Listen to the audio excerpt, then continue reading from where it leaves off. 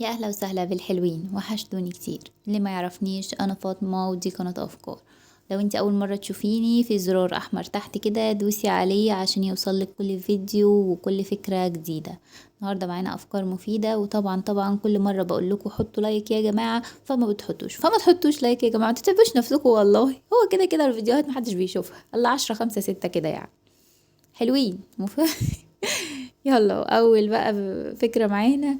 دايما كده حطي في مطبخك الاذكار وكلمات تشجعك، وكمان ممكن الحاجات اللي انت هتعمليها النهاردة في يومك. جيبي ورقة كده وعلقيها على التلاجة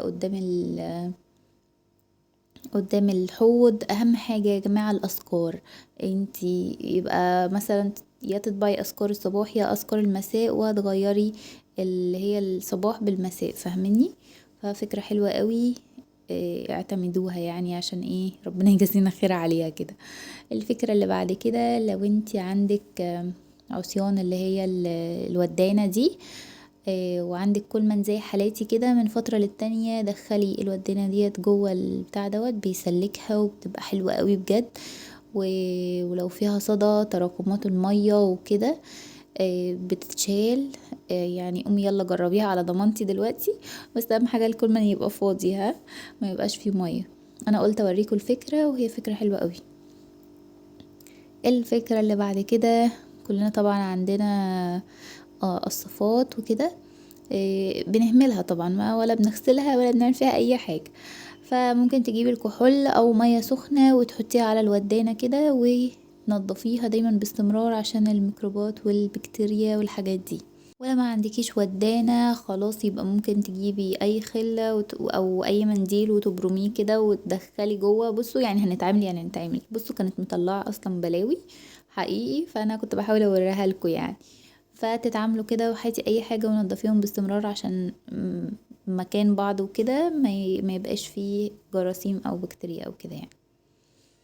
الفكرة اللي بعد كده، كلنا عندنا طبعا دوني، او بنشتري سايب كده، عارفين اللي هو دلوقتي الدنيا غالية وكده. فانا برجح ان انتوا تشتروا من اي بتاع منظفات يعني.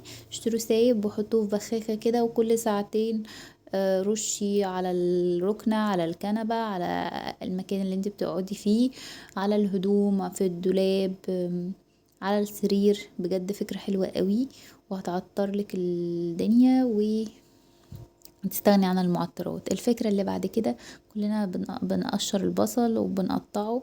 فهنجيب اي لبان او اي كده. يا جماعة دوت بونبوني عادي يا جماعة، فما لقيتش البان ما صورش، نصور عادي يعني. لا بس، فكله البانة يعني مع التقطيع البصل. كلنا طبعا بيبقى عندنا شرابات فردة وفردة، نعمل فيهم ايه نرميهم؟ ابدا والله. نعمل بيهم افكار، نلبس واحدة هنا وواحدة هنا في ايدينا. وطبعا عندنا ساعات كتير بيكون عندنا الشجر اللي هو الكبير دوت. انا ما كانش عندي شجر كبير، فبدل ما تغسليه تحت الدش وبهدلي مية وكده، تبلي فردة من الشراب وتمسحي عليها كده. فكرة حلوة قوي.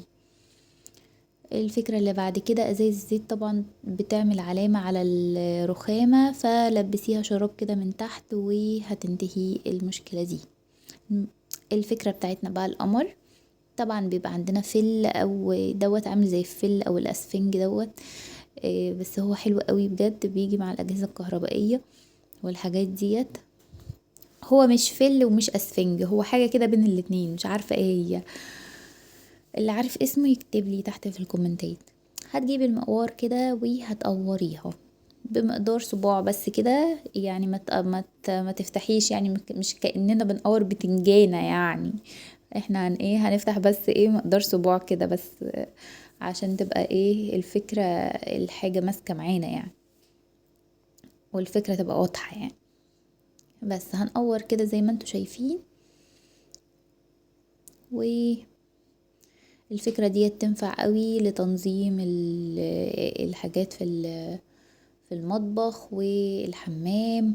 وهتشوفيني هعمل ايه دلوقتي فيها. بجد فكرة حلوة قوي، هتقومي تجربيها حالا. بس خلاص عملناها بمقدار صباع كده. هنجيب السكينة، ايوه السكينة، مش هنقتل حد ما تخافوش. هنفتحها كده زي ما انتوا شايفين. بس كده هنعمل ايه بقى؟ هنجيب مسدس الشمع وهنلزقها من الناحية التانية على الحيطة. هنعمل بس التانية زيها كده، هنقورها برضو. عايزة كل واحدة بتشوف الفيديو تقوم تجربها بقى حالا. بس كده فتحناها من هنا ومن هنا. هنجيب بقى مسدس الشمع وهنلزقها على الحيطة. ففكرة حلوة قوي لتنظيم المقشات، المساحات، الجاروف لو انت عندك كده يعني، او ممكن مساكة لأي ايد، اي حاجة يعني، مضرب، اسباتيولا، اي حاجة من الحاجات ديت بجد تبقى حلوة قوي. لو حطيت 2 3 جنب بعضهم كده حلوين قوي وهيمسكوا كل حاجة. لو انت عندك بقى طفل بيزحف مش هياكلك المقشات. لو انت بتحبي تنظمي المطبخ وما عندكيش الدولاب بتاع اللي هو المقشات وكده، هيبقى حلو قوي. الفكرة اللي بعد كده دوت بقى للناس اللي بتحب ايه تهتم بنفسها وبجمالها وبشياكتها وبأناقتها. ايوه، هنجيب بقى لو انت عندك فازلين وزيت زيتون. هنقوم نعمل وصفة حالا بقى سوا، يلا انا وانتي يلا. هنجيب معلقتين كده من الفازلين نحطهم في اي علبة فاضية كانت عندنا، ولا تكلفي ولا تصرفي، عادي هنهتم بنفسنا. دي فكرة شتوية جميلة كده رائعة. هنحطهم كده مع بعض وهنحط زيت الزيتون. حطي مقدار كده يعني ايه، املي نص العلبة كده، ما تبخليش على نفسك، كتري كتري. بس كده هنحطهم بقى في حمام مية سخنة او ايه على البخار كده يعني، عشان يسيحوا، يا اما في الميكرويف. بس كده سيحناهم. ده لايه بقى؟ لرجلينا وتشققات القدم ومش عارفة والحاجات الناس اللي رجليها خشنة وبتعاني من الحاجات دي، هتقومي جايباها كل يوم بالليل وهتدهني مرة في الاسبوع كده. بصوا خلاص ساح بقى قمر. هتدهني مرة في الاسبوع وهتلبسي كيس وكيس وهتلبسي شراب وتنامي.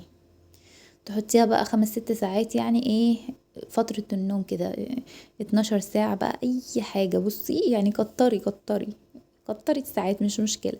مرة في الاسبوع بجد هتبقى رجلك ناعمة خالص، وهتدعيلي على الوصفة دي.